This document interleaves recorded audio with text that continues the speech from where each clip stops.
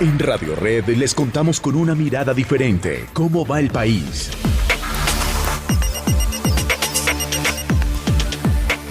Bueno, 7:26. Ustedes han venido escuchando en nuestro espacio de Radio Red una mirada diferente, las voces de la noticia en Colombia y del análisis frente a lo que está ocurriendo en el territorio colombiano desde hace varios meses.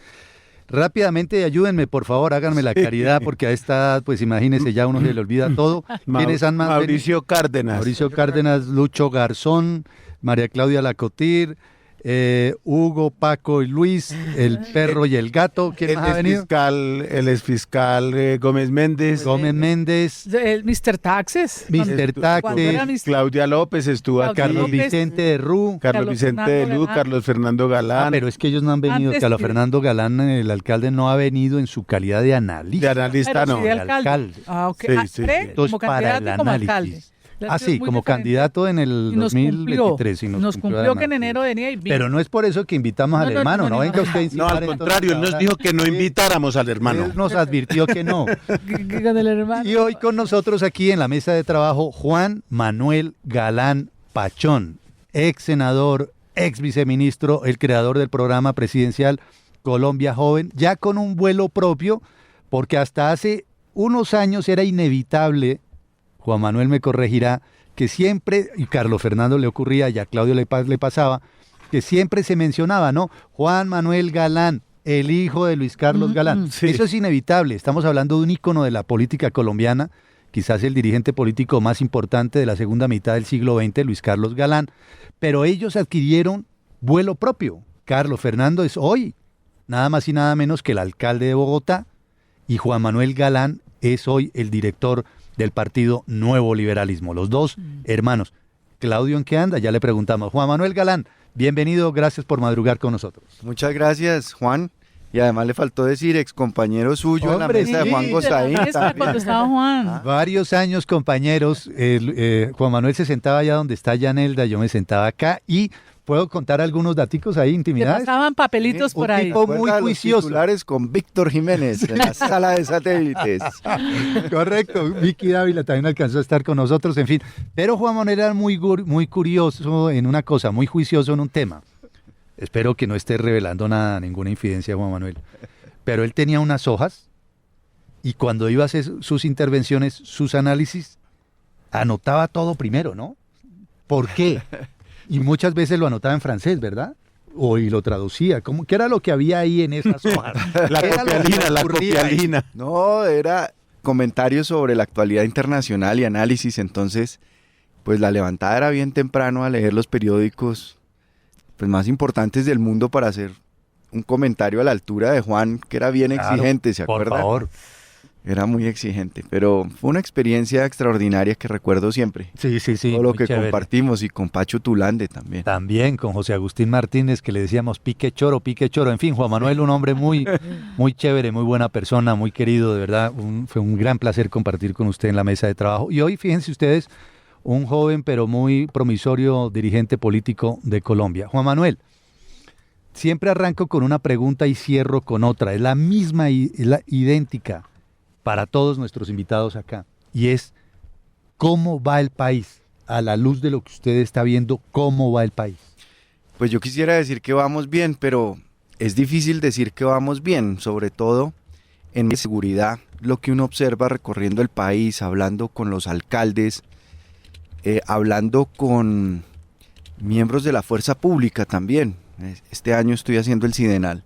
Okay, ha sido la oportunidad de entrar en contacto con muchos de los miembros de la fuerza pública que están en proceso de ascender, y lo que uno percibe es que hay un retroceso en materia de seguridad, especialmente la seguridad territorial. Las organizaciones criminales como el Clan del Golfo, como las disidencias de las FARC, como el ELN, como la Nueva Marquetalia, han venido ganando terreno.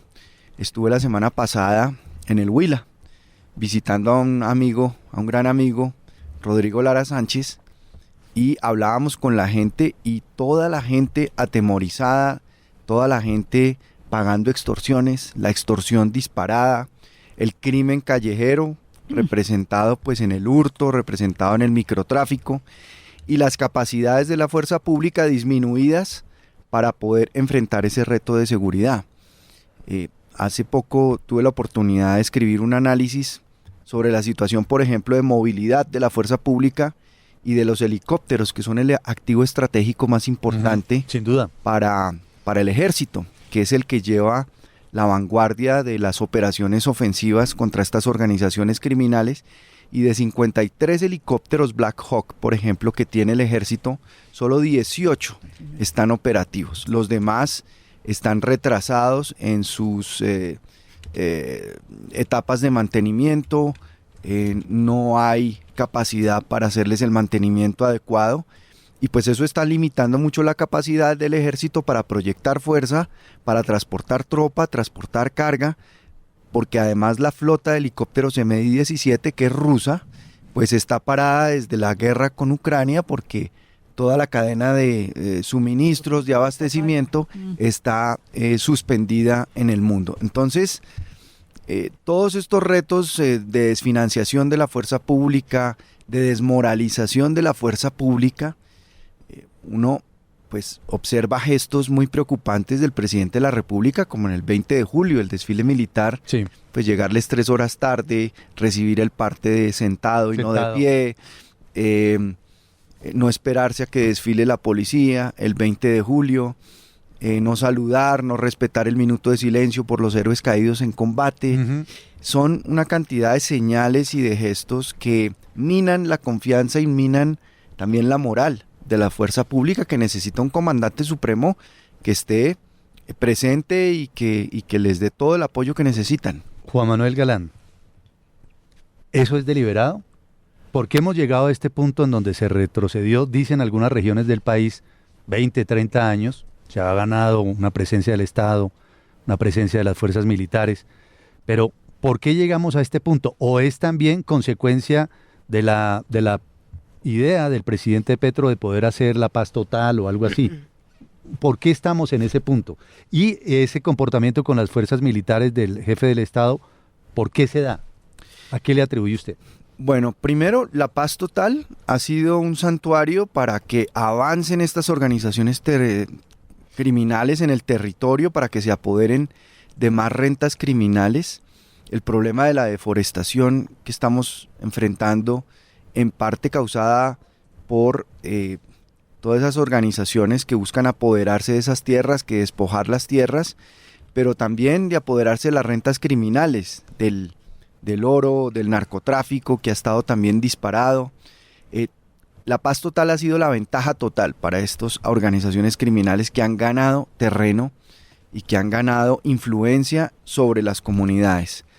Pero yo creo que los gestos desde el gobierno son deliberados, porque el presidente de la República siente que esas no son sus fuerzas militares, que esa no es su policía, y por eso además ha habido unas purgas tan tremendas, intensas, sí, donde han salido más de 100 generales de la fuerza pública, personas que tenían 35, 40 años de experiencia, de formación operativa, más de 2.000 años de experiencia, con tirados a la basura y desperdiciados. Formar esa gente además. Con lo que cuesta y el sacrificio que significa para las familias que han estado detrás de esos oficiales 30, 35, 40 años acompañándolos, es realmente una pérdida, un detrimento patrimonial para el Estado muy grande, que puede aprovechar esta experiencia. Entonces, desde el punto de vista humano, desde el punto de vista material, desde el punto de vista de los mensajes políticos del comandante supremo de la fuerza pública, han sido en contravía de apoyar y respaldar todas las capacidades de la fuerza pública para cumplir su función. Sí, doctor Juan Manuel Galán, el ministro del Interior, Juan Fernando Cristo, finalmente este fin de semana develó cuáles son los ejes principales del tan mentado acuerdo nacional que propende el presidente Petro, que va a convocar a la Iglesia, a las fuerzas políticas, a las autoridades regionales, a la Guardia Civil, a Raimundo y a todo el mundo, con los 5 ejes que son la paz, el tema social, el tema de que no es expropiación, llama él, sino que todos los campesinos tengan tierra. ¿Cómo lo ve usted? ¿Para dónde cree que va con este acuerdo nacional? Porque ya de reelección no volvió a hablar. Eso lo dejó ahí como quieto, ¿no? El tema de constituyente tampoco, de constituyente, ¿no? Los dejó a un lado. Ahora está con este tema. ¿Para dónde cree usted que va? Pues yo creo que lo que le importa es que pueda mantenerse en el poder todo ese régimen y todo eso que él ha querido imponer. Yo no veo que vaya a tener tiempo, ya el tiempo pues se le pasó. Es decir, el primer año es el año más importante para que el gobierno nacional pueda adelantar una agenda legislativa, una agenda de reformas.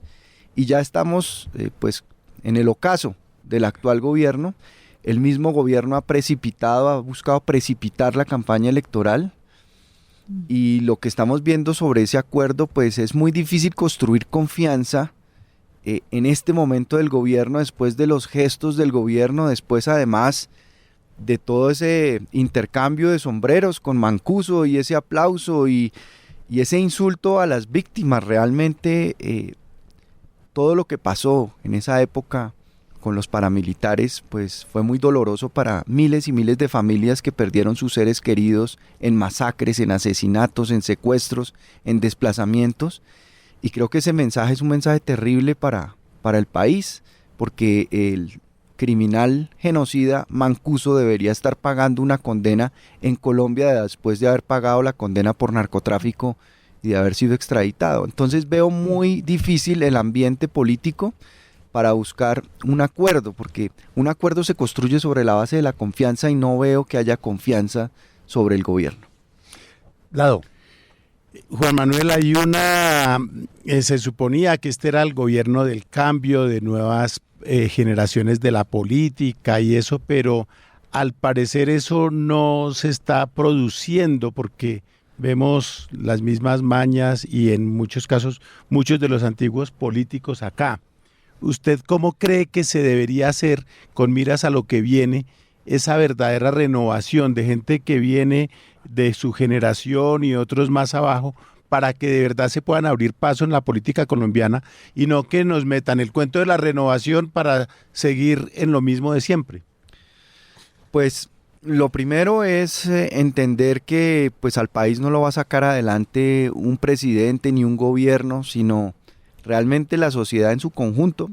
Tiene que entender cada uno su responsabilidad política en este momento para que el país pueda superar las dificultades en que se encuentra, y los políticos tenemos que entender que la única manera de trabajar con eficacia, con todo lo que se necesita, es haciendo equipo. Y nos cuesta mucho hacer equipo a los políticos, y nos cuesta mucho hacer equipo en general a veces a los colombianos. Y los deportistas nos lo han demostrado, por ejemplo, este año.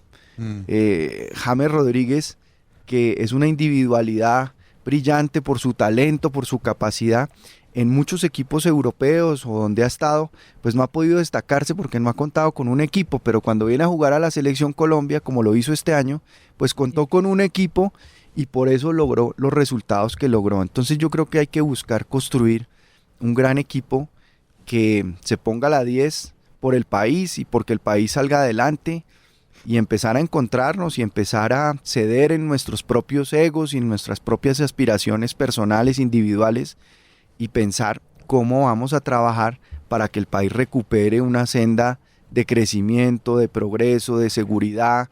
La clase media también, que siempre ha sido la más golpeada, que le dieron durísimo por la pandemia, en las reformas tributarias, y ahora el gobierno nacional lo que quiere es subsidiar a todo el mundo y golpear a la clase media, no darle apoyo a la clase media realmente para que pueda tener financiamiento, el emprendimiento, y la gente tenga oportunidades y expandamos la clase media. Ya vamos a sacarle punta al 2026, como lo hacemos también con todos nuestros invitados, que en la parte final hacemos futurología y gabinetología y política. Incluso aquí dos frases, ¿no? Dos frases que recordamos. De Lucho Garzón decía, cuando le preguntamos 2026, ¿cómo lo ve usted? Y él dijo, yo lo veo con una constituyente en marcha. No sé, parece que eso ya no se ha ido perdiendo ahí en la nebulosa. Y aquí sentado Mauricio Cárdenas en ese puesto dijo, yo veo ahí a... ¿Cómo es la primera dama? Una mujer. A la esposa Verónica. del a Verónica. Yo veo a Verónica jugando en el 2026. Pero espere, ya vamos para allá. Porque antes quiero preguntarle por la economía. Juan Manuel Galán, ¿cómo ve usted? Porque usted habló de la necesidad de recuperar la senda de crecimiento. En términos económicos, ¿cómo está la situación? ¿Sabemos todo lo que está pasando o no lo sabemos? ¿A qué me refiero? Me explico. Mucha gente dice, los empresarios están frenados y muchos empresarios han sacado sus capitales. Incluso no se menciona el tema porque no quieren generar pánico económico, pero no se sabe si eso es así o no. La inversión no se da porque no sabemos qué va a pasar en el 2026 y si esto se va a prolongar. En fin, en términos de economía y empresa, ¿cómo ve el asunto? Bueno, los mensajes del gobierno erráticos políticamente pues generan mucha desconfianza y eso ha espantado la inversión que necesitamos para reactivar el empleo, para reactivar la economía. Los mensajes, por ejemplo, frente a la regla fiscal, a no respetarla, eso pone en entredicho la calificación de riesgo de la deuda colombiana, los bonos se empiezan a encarecer y el crédito que Colombia tiene a nivel internacional, que ha sido durante muchísimo tiempo reconocida Colombia como un país que tiene un manejo responsable de sus finanzas, de su economía, pues todo eso queda en entredicho con los mensajes erráticos de este gobierno, la seguridad jurídica para las inversiones, la estabilidad de las reglas de juego, pero también el acceso a la financiación. He hablado con muchos inversionistas internacionales que están apostándole, por ejemplo, al agro en Colombia, un empresario que tiene una planta muy interesante de producción de aguacate Hass cerca a Cali, que exporta aguacate Hass desde ahí a Europa y a Estados Unidos, y me decía la gran dificultad para atraer inversionistas a Colombia internacionales es que no hay acceso a crédito, no hay un acceso a financiación, a unas tasas competitivas de interés. Lo otro que hemos visto es el despilfarro del gasto público en funcionamiento improductivo. Sí. No ve uno un gasto público orientado hacia la reactivación económica con obra pública, por ejemplo, recuperar lo que hay que recuperar, que es las vías terciarias. Sí. Colombia tiene 148.000 kilómetros de vías terciarias, pero solo 1.400 están en buen estado. Imagínese. Y esas vías son fundamentales para reactivar la economía territorial y para que los criminales, el narcotráfico, no sean los que ocupen o los que den las oportunidades a la gente para salir, para poder tener un desarrollo económico. De hecho, fíjense, hay grupos guerrilleros que tienen carreteras construidas en los territorios en donde son Estado. Lamentablemente hay que decirlo así. Juan Manuel Galán, también quiero preguntarle otra pregunta idéntica a la que hemos formulado a otros invitados especiales acá. ¿Cómo ha analizado usted el comportamiento del Congreso frente a este gobierno? Usted que lo conoce bien. Bueno, conoce bien a Gregorio del Hash y ahí salió de Procurador General anoche, le concedió una entrevista muy interesante a José Manuel Acevedo en el canal RCN y decía que él no tenía agenda del presidente Petro, que él era independiente. ¿Pero usted cree que el Congreso sí ha estado a la altura de las circunstancias o hacia afuera parece contener algunas de las acciones del gobierno y por debajo de cuerda haciendo arreglos? ¿Cómo lo analiza usted? Bueno, las relaciones entre el Congreso y el gobierno en general siguen estando gobernadas por cosas que son fuente de corrupción y un caldo de cultivo para la corrupción, como los cupos indicativos y las partidas globales en el presupuesto nacional de inversión. Y esa es una decisión que no necesita una reforma constitucional, una reforma legal, necesita voluntad política de parte del presidente de la República. Que el presidente diga, bueno, a partir de ahora, el presupuesto nacional de inversión se va a aprobar en forma desagregada y no agregada. ¿Qué quiere decir eso? Que, por ejemplo, Invías tiene, por poner cualquier cifra, 5 billones de pesos. La cifra global, la partida global. Sí. El Congreso aprueba esa cifra y luego el Ministerio de Hacienda, a punta de resoluciones de traslado presupuestal, convierte esa cifra en 10, 15, 20, 30 carreteras y lo reparte muchas veces con cupos indicativos, como hemos visto. Claro, por eso están ahí en la Fiscalía respondiendo un poco de políticos.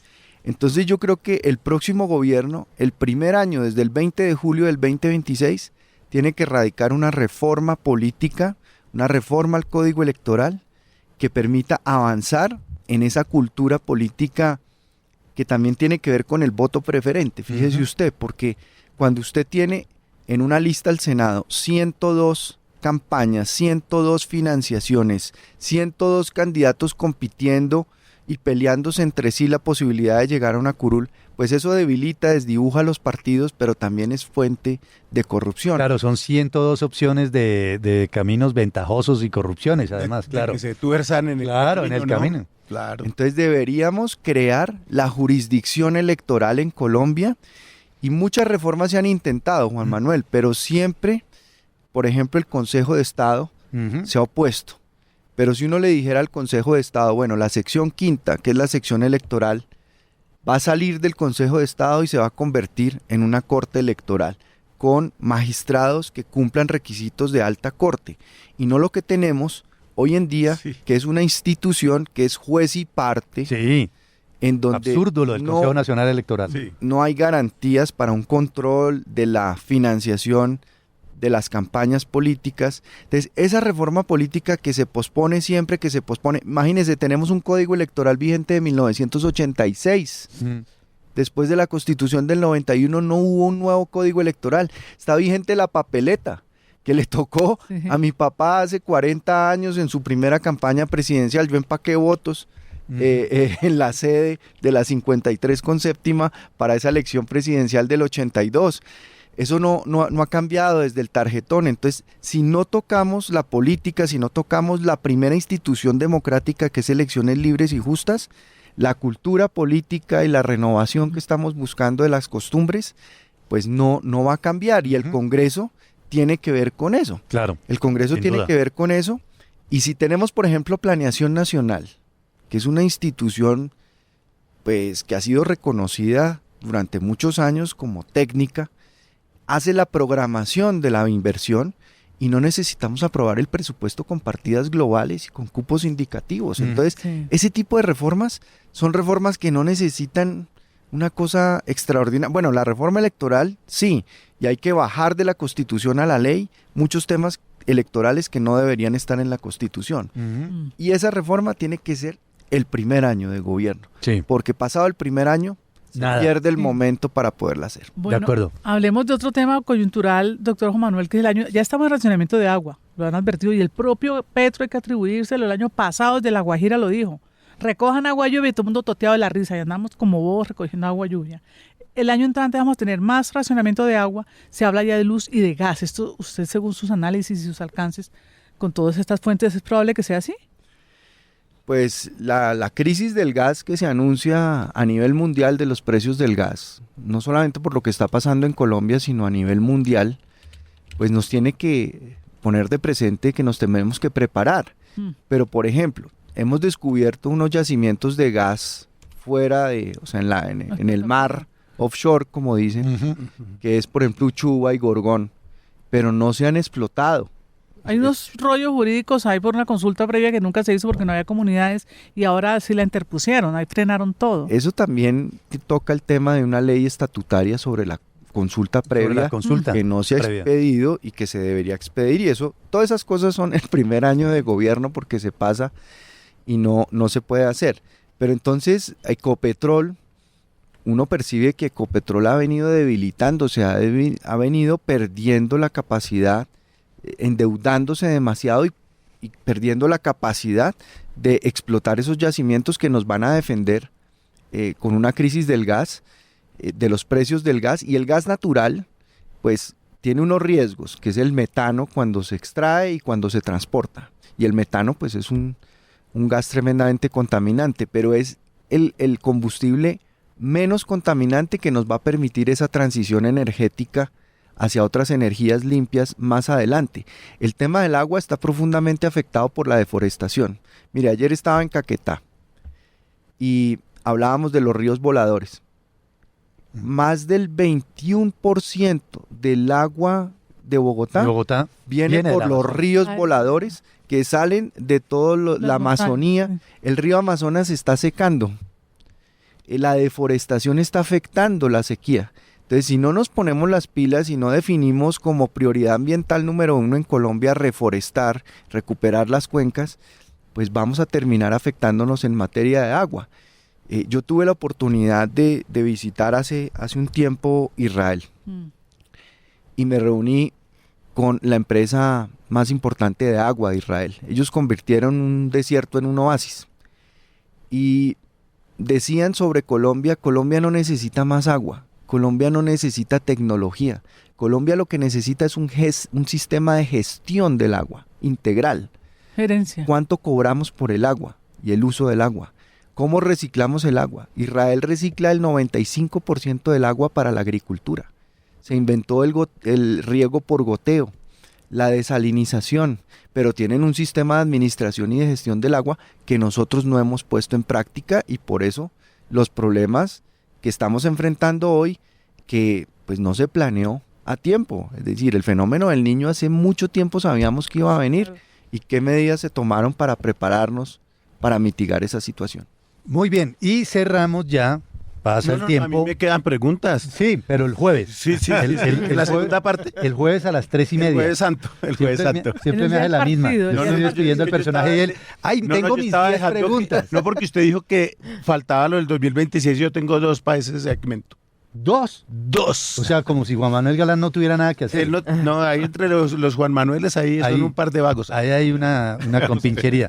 ¿Cómo ve usted el 2026? ¿Lo ve en medio de la discusión de una constituyente? ¿Ve a Verónica Alcocer como candidata? Estoy recogiendo lo que han dicho aquí invitados, otros que dicen que ni siquiera... Que no va a haber 2026. Que ni siquiera saben si va a haber. Por ejemplo, noté muy escéptico a Rubén Darío Lizarralde sobre el 2026. Carlos Vicente de Rú dijo que no descartaba nada, que cualquier cosa se podía presentar. ¿Usted cree, mejor dicho, para ser concretos, va a haber elecciones en el 2026 con el candidato presidente o con el presidente candidato? ¿Va a llegar muy dividida la centro derecha y entonces papayazo para que la izquierda continúe en el poder? En fin, ¿qué análisis hace usted del 2026? Bueno, pues todas esas hipótesis son a considerar. Yo creo que no se puede descartar absolutamente nada, pero hacia el 2026 lo más importante es en primera instancia la elección del Congreso. La elección del Congreso, que va a ser en marzo del 2026, porque muchas veces nos quedamos mirando la elección presidencial, que sí es muy importante, porque el poder que tiene el presidente, que además es exageradísimo, es como una monarquía presidencial frente a las regiones que no tienen presupuesto, que no tienen poder de decisión sobre lo que afecta a su destino, pero la elección al Congreso es muy importante y hay que lograr una elección que permita tener una fuerza parlamentaria renovada que acompañe al próximo gobierno en todo el proceso de reformas que hay que hacer.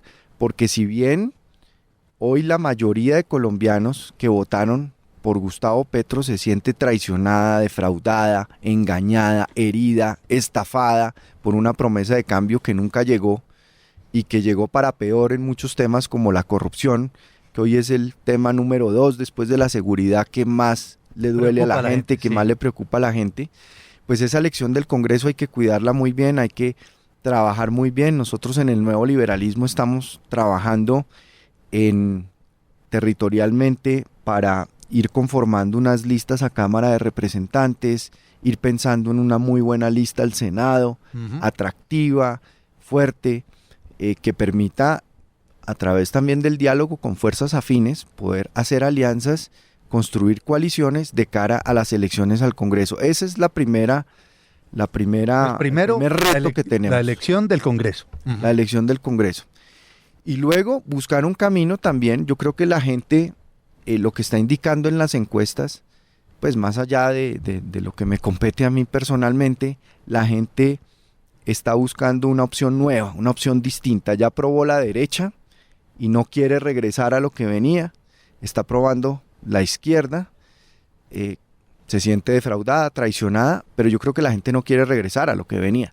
La gente quiere algo nuevo, pero algo nuevo que tenga, por ejemplo, una propuesta de seguridad absolutamente contundente, porque lo que hemos visto es que el electorado, digámoslo así, de centro, es un electorado que tiene afinidad con el centro, que quiere votar por el centro, que le gustaría que el centro avance, progrese, se fortalezca, pero que cuando no ve en el centro un discurso fuerte, contundente en materia de seguridad, pues tiende a irse a votar por la derecha. El 70% de ese electorado tiende a irse a votar por la derecha si no una propuesta contundente de seguridad. En materia de corrupción, en materia de política social también, porque las promesas incumplidas de este gobierno tienen que ver también con la política social y ahí tenemos que responder en ese sentido. Porque si no van a seguir en el mismo lío, el país va a seguir en el mismo lío. Vlado. Juan Manuel, ¿no cree usted? ¿Ruiz o Galán? O Santos. No, así. El tuyo, tu ídolo. No, pero antes que pensar en un nombre, ¿no cree Juan Manuel que hay que conformar una plataforma, una base de, pues se ha dicho tanto eso que dijo Álvaro Gómez, pero que sí debería hacerse un acuerdo sobre lo fundamental, alrededor del cual usted decía algo muy, muy interesante ahora, se desprendan los egos, pero que sí se junten unos personajes y digan, vamos a trabajar sobre esta plataforma para 2026, independientemente de si gana Juan Manuel, Alejandro, Pedro, Vlado, Yanelda, el que sea, y que no se salga después, no, es que a mí no me gusta así, me voy para el otro partido, o me voy para el otro bando, o armo toldo aparte. ¿Cómo armar esa alianza sobre unos puntos básicos que permitan, como decía usted, recuperar la senda? Estoy de acuerdo con eso es lo más importante o lo fundamental, como diría Álvaro Gómez. Y lo primero es la democracia, el régimen democrático, la Constitución del 91. Si ya logramos ponernos de acuerdo entre las fuerzas que creemos en la democracia y creemos en la institucionalidad, que cuando la Corte Constitucional se pronuncia, pues hay que respetarla y hay que acatarla, que cuando el Consejo de Estado se pronuncia hay que respetarlo y acatarlo, lo mismo la Corte Suprema de Justicia o el Banco de la República cuando fija las tasas de interés pensando en controlar la inflación, pues hay que respetarlo. Eso debería ser ya un acuerdo fundamental. También apoyar la recuperación de la capacidad de la fuerza pública para recuperar el territorio que se ha perdido a manos de los criminales y unos compromisos muy, muy claros para enfrentar la corrupción, unas reformas que muchas veces no son grandes reformas como la que mencioné de los cupos indicativos en el presupuesto, pero también fortalecer la capacidad de la justicia para enfrentar la corrupción, para procesar a los corruptos, porque la gente tiene una percepción de que todo el que cogen en este momento cometiendo un delito lo vuelven gestor de paz y hay total impunidad frente a los crímenes. Pero ¿cómo armar esa plataforma? ¿Cómo convocar? Alguien tiene que liderarla y además 40 candidatos hay, ¿quién los convoca? ¿No? Porque es que si tenemos 8 o 10 candidatos para las elecciones, nos pasa lo mismo, porque el petrismo, hablándolo en plata blanca, el petrismo va unido, 25 o 30% van juntos y el otro 70 o 75% va disperso y pues por ahí se mete otra vez y seguimos en lo mismo. Pues hay que buscar un mecanismo que nos permita unirnos. No sé, no estoy seguro en el caso de una consulta si ese sea el camino el día de las elecciones parlamentarias. Mucho antes. Yo creo que esa plataforma toca tenerla ya, toca empezar a armarla ya para que, mire, suscribimos esta plataforma con estos puntos. Usted, señor Galán, usted, señor Gabriel, usted, señor Fajardo, usted, señor Robledo, usted, señor Vlado, usted, Todos vamos a trabajar por esta. Después vemos quién la enarbola, pero la plataforma tiene que ser esta. Pues hay una propuesta de Miguel Silva Pinzón que hizo un estudio muy interesante sobre el centro político y ha venido presentando los resultados de ese estudio. Es un estudio cualitativo y cuantitativo muy amplio y lo que se propone en ese estudio como camino de unidad del centro, primero es construir un mensaje. ¿Cuál sería el mensaje del centro? Y el mensaje es superar la polarización, salir de Petro y Uribe y mirar hacia adelante con una propuesta de seguridad contundente, con una propuesta de reactivación económica y de política social también muy clara, mirando de qué manera el país pues puede salir adelante y podemos decirle, por ejemplo, a los jóvenes que no se tienen que ir del país para construir un proyecto de vida, que se pueden quedar acá, que van a recibir apoyo para sus emprendimientos, para tener oportunidades. Esa plataforma básica, digamos, se plantea en ese estudio, se plantea que en el 2025 los candidatos que estén interesados puedan correr individualmente y lleguemos más o menos a septiembre con un primer corte que sería ponernos de acuerdo en una eventual encuesta amplia, personal, con una encuestadora que ofrezca garantías y que de ese primer corte en septiembre de 2025, estoy hablando muy en borrador, queden 5 candidatos.